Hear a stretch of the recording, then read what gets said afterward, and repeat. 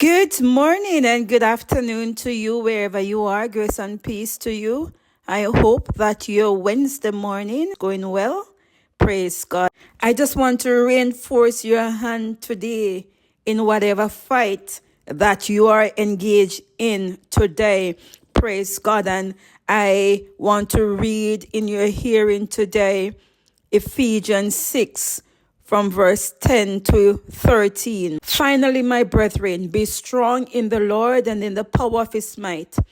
Put on the whole armor of God, that you may be able to stand against the wiles of the devil.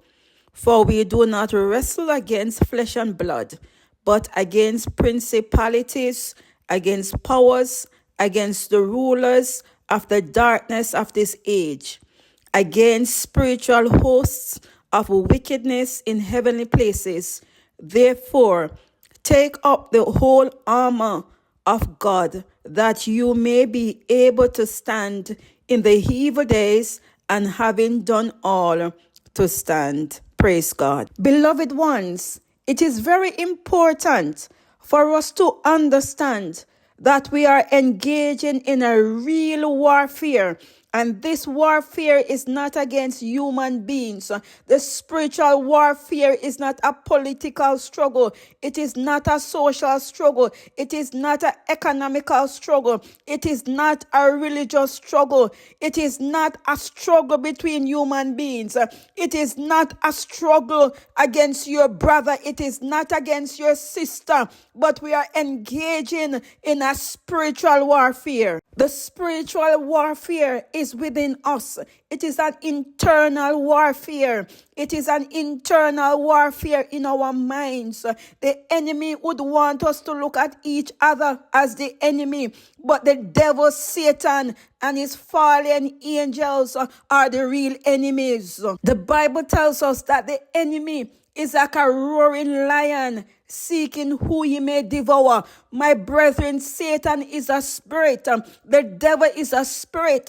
So what he does, he goes around looking for a body that he can enter to use against us. So the enemy uses people. We'll see that in our world today, that the enemy uses people to create all evil, to create atrocities, to create mass murders.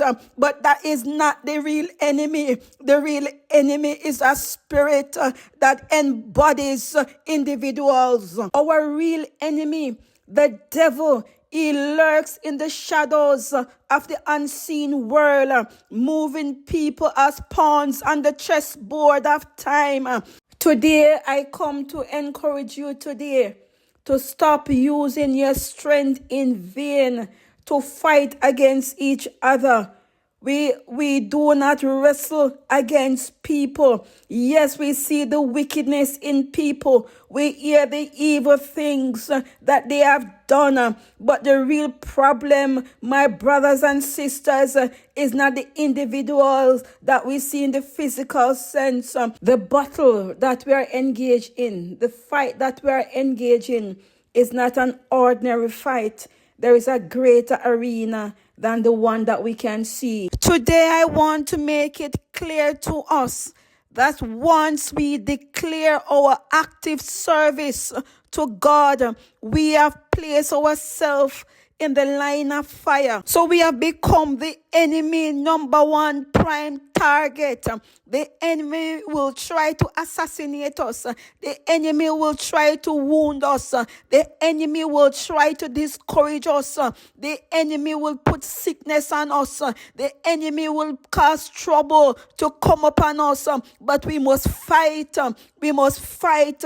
There are principalities. There are powers working in the shadows against us. But we must fight. Continue to fight.